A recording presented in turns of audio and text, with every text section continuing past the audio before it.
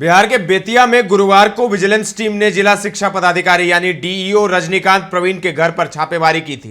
इस दौरान तलाशी में 2 करोड़ से ज्यादा नकद बरामद किया गया। शिक्षा विभाग ने कड़ी कार्रवाई करते हुए रजनीकांत प्रवीण को सस्पेंड कर दिया है। छापेमारी में मिले पैसों को गिनने के लिए विजिलेंस टीम को मशीनें मंगवानी पड़ी। 3 घंटे से ज्यादा समय से उनके घर पर छापेमारी चली। उन पर आरोप है कि उन्होंने अपने चहेते ठेकेदारों को ही काम दिया। इसके अलावा उन पर कई शिक्षकों ने भी भ्रष्टाचार के आरोप भी लगाए हैं। वहीं अब इस पूरे मामले पर तिरहुत के एमएलसी बंशीधर बृजवासी ने बड़ी प्रतिक्रिया दी है और उन्होंने जो भ्रष्ट डीईओ है उन पर कई सनसनीखेज खुलासे किए हैं। क्या कुछ कहा है बंशीधर बृजवासी ने, सबसे पहले वो सुनाते हैं आपको, सुनिए। कार्रवाई की मांग कर रहे थे। बेतिया में कार्रवाई हुई और करीब करोड़ों रुपए उनके यहाँ से मिला है। तो रुपया पूरा कहाँ मिलेगा? सब रुपया घर में थोड़े रखता है। तो 2 करोड़ के लगभग ही मिला है। तो 2 करोड़ ही थोड़े लूट हुआ। बेतिया डीओ के पास में अगर पूरी संपत्ति की जांच होगी तो 200 करोड़ से अधिक की संपत्ति होगी। वो तो केवल वहाँ कैश बरामद हुआ है 1 करोड़ 87 लाख जो आप बात कर रहे हैं, उतना ही नहीं है। अब बड़े पैमाने पर लूट है। और अभी जो दरभंगा में स्कूल, जो हम तो पहले ही बोलते रहे हैं, वहाँ जो स्कूल है वह कितने करोड़ का है। और उतना ही नहीं, आपको बताते हैं, विजिलेंस के लोगों को जानकारी मिली है या नहीं मिली है, वाल्मीकि नगर में इन्होंने जमीन खरीदी और वाल्मीकि नगर में एक होटल भी बनवा रहे हैं और एक स्कूल भी बनवा रहे हैं। और वहाँ पर इन्होंने बनाया है मानव सेवा आश्रम एक ट्रस्ट। मानव सेवा आश्रम एक ट्रस्ट बनाकर और ट्रस्ट की आड़ में अपने कारस्तानी को छिपाने का इनका प्रयास चल रहा है। उतना ही नहीं, आपको हैरत होगी, ये चनपटिया प्रखंड में, पश्चिम चंपारण के चनपटिया में शेखधुरवा एक गांव है, वहां पर इन्होंने जगशाला बनवाया है। जितना पापी सब है, जब पूरा जो लूट मचाता है तो अंत में उसे सन्यासी साबित करने का प्रयास करता है। तो जगशाला बनवाया और वहां पर संगीत के शिक्षकों को ही ले जाता था और ले जा करके वहां पर म्यूजिक टीचर से तबला हारमोनियम बजाता था, गीत गाता था और प्रवचन करता था। अपने को धार्मिक साबित करता था कि हम बहुत बड़ा धार्मिक आदमी है। ये इस तरीके से कर रहा था। और इनका 3 को वहां पर माने इनका कलेक्शन एजेंट है, जिसमें एक अंजनी कुमार राय है। अंजनी कुमार राय को इन्होंने आरोप की संचिका दे रखी है और वह पूरा जो है आरोप लगा करके शिक्षकों का भयादहन करने के लिए कुख्यात है वहां पर। और आज वो भाग गया था, वो अपने घर में ताला मार के फरार था विजिलेंस के डर से, लेकिन वहां पर विजिलेंस छापा नहीं मारी है। तो अंजनी कुमार राय है, एक पवन ओझा है और एक रामा रमन है। 3 किरानी इनका कलेक्शन एजेंट है, प्रमुख कलेक्शन एजेंट है।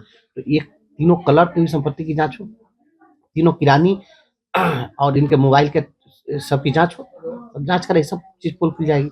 ये अपने जहां जहां ये रहे हैं पता करेंगे कितने रिश्तेदार को इन्होंने बहाल कराया है। साला को, सरभुज को, साली को, पत्नी को, सबको जो बहाल कराया, क्योंकि पत्नी भी नियोजित शिक्षिका थी, ये सब बहाल कराया हुआ नहीं कहा है। ये सब हेरा फेरी सिस्टम चला करके पूरा अपॉइंटमेंट का अपने पूरे खानदान को पहले बहाल करवाया। और पत्नी जो है यहाँ शिक्षक पद पर भी बनी रही है, स्कूल का डायरेक्टर बनकर भी वहां पर बनी रही। ये एक काला रंग का स्कॉर्पियो खरीदे थे, ये मैं आपको बता रहा हूँ, बेतिया में अपने लोगों को लगाई जानकारी लीजिए।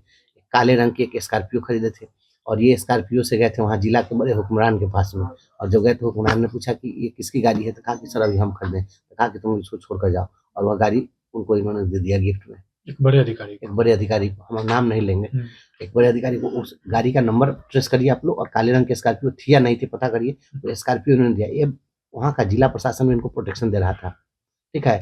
और इनका सिंडिकेट जो है इस प्रकार से बना हुआ, जितना डीओ है सबका एक एक पॉलिटिकल गॉडफादर है और वो सब अपने अपने पॉलिटिकल गॉडफादर के गोद में खेलता है। जब हमने इस चीज का खुलासा किया था, एक मीडिया हाउस में हमारा इंटरव्यू था, तो हमने जब बोला कि ये मुजफ्फरपुर डीओ का भी बाप है घोटाला के मामले में, उसके बाद में हमारे जिलाध्यक्ष वहाँ पर नंदन जी हैं, वो थे वहाँ पर, और भी संगठन के नेता लोग थे, सब लोग उनसे मिलने के लिए गए थे। तो देखते ही वो भी फर्क कहा कि मुझे, अरे तुम्हारा नेता ब्रजवसिया है ना, उसको समझा देना, उसको हम 6 इंची छोट कर देंगे, हमारा नाम काहे लिया है, मुजफ्फरपुर में डीओ से उसको लड़ाई है तो लड़े, हम मेरे बारे में नहीं जानता है, मेरी जाति का नाम लेकर के जाति सूचक बातें की और कहा कि उसको ऐसे कर देंगे वैसे कर देंगे, बहुत सारी धमकी दी। तो हमको वहाँ से लोगों ने बताया कि देखिए आपके बारे में ऐसे ऐसे धमकी दिया है। वो लोग घबरा गए उससे, ये माफिया सबसे संपर्क रखता है। तो फिर मैंने कहा कि सामने में कोई अगर आकर के और धमकी दे तब न, पीठ पीछे तो प्रधानमंत्री को ही लोग बोलते रहते हैं, लेकिन इस तरीके की हालत थी। और ये पूरा वहां पर जो सिंडिकेट चलाया है, शिक्षकों का इतना बया दोहन किया है, इससे बड़ा कोई लुटेरा नहीं है। भगवान इसको कहीं माफ नहीं करेगा। सरकार माफ कर दे तो कर दे, भगवान माफ नहीं करेगा। अन्य डीईओ पर भी कार्रवाई होने की आवश्यकता है। तो सुन लिया आपने, बंशीधर बृजवासी को बेबाक अंदाज के लिए जाने जाते हैं और बेबाकी से इन्होंने जो कहा है डीईओ के खिलाफ कि सिर्फ 2 करोड़ मिला। घर में थोड़ी ना लोग पैसा रखते हैं, इनके पास 200 करोड़ से ज़्यादा की संपत्ति है, जांच होनी चाहिए, ये बंशीधर बृजवासी ने कहा है। तो विजिलेंस टीम रजनीकांत से पूछताछ अभी कर रही है। उन पर लगे अन्य आरोपों की जांच भी विजिलेंस की टीम की तरफ से की जा रही है। इसके अलावा उन पर आय से अधिक संपत्ति के भी आरोप लग चुके हैं। बेतिया, समस्तीपुर और दरभंगा स्थित उनके ठिकानों पर भी छापेमारी जारी है। उन पर आरोप है कि उन्होंने अपने पद का दुरुपयोग धनार्जन करने के लिए किया। गुप्त सूचना के आधार पर यह कार्रवाई की गई। विजिलेंस विभाग की टीम दरभंगा में रजनीकांत प्रवीण की पत्नी सुषमा कुमारी के स्कूल बिरला ओपन माइंड में छापेमारी कर रही थी।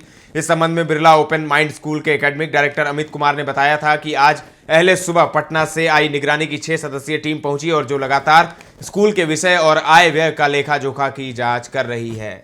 शिक्षा विभाग द्वारा मामले को लेकर जारी प्रेस विज्ञप्ति में कहा गया कि विभिन्न बैंकों में रजनीकांत प्रवीण तथा उनकी पत्नी के नाम से लॉकर 10 बैंक खाता और बैंक एफडी में निवेश का पता चला है। इनकी अपनी पुत्र और पुत्री के नाम पर भी एफडी है। आरोप एवं उनकी पत्नी के नाम अभी कई जमीन डीड होने के प्रमाण मिले हैं, जिस पर विस्तृत अनुसंधान किया जाएगा। कई लाख रुपए के प्राप्त जेवरात की मूल्यांकन किया जा रहा है। अनुसंधान के दौरान इनके द्वारा अर्जित आय से अधिक संपत्ति प्रदेश एवं प्रदेश से बाहर मिलने की प्रबल संभावना है। रजनीकांत प्रवीण ने अपने सेवा अवधि काल में शिक्षा की सेवा में रहते हुए नाजायज तरीके से चल अचल संपत्ति अर्जित की है, जिससे प्रथम दृष्टया यह पता लगता है कि अभियुक्त एक भ्रष्ट पदाधिकारी है।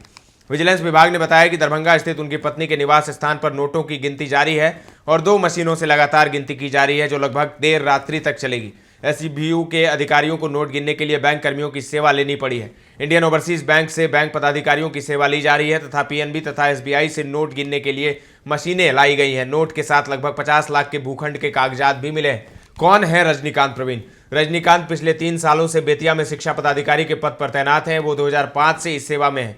वो दरभंगा, समस्तीपुर सहित अन्य जिलों में भी बतौर शिक्षा अधिकारी के रूप में अपनी सेवाएं दे चुके हैं। ऐसे में उन पर लगे आरोप गंभीर बताए जा रहे हैं। बता दें कि हाल के दिनों में शिक्षा विभाग में वित्तीय अनियमितता को लेकर कई अधिकारियों पर कार्रवाई की गई। हाल ही में स्कूलों में बेंच डेस्क की खरीदारी में गड़बड़ी का मामला प्रकाश में आया था। इससे पहले किशनगंज और पूर्वी चंपारण में भी शिक्षा अधिकारियों के खिलाफ वित्तीय अनियमितता को लेकर कार्रवाई हो चुकी है। तो एक और कार्रवाई, लेकिन कार्रवाई के बाद बंशीधर बृजवासी ने बड़ा खुलासा कर दिया है। मुजफ्फरपुर से अरविंद की ये रिपोर्ट है। ताजा तरीन खबरों का सिलसिला लगातार जारी है। देखते रहें दर्श न्यूज।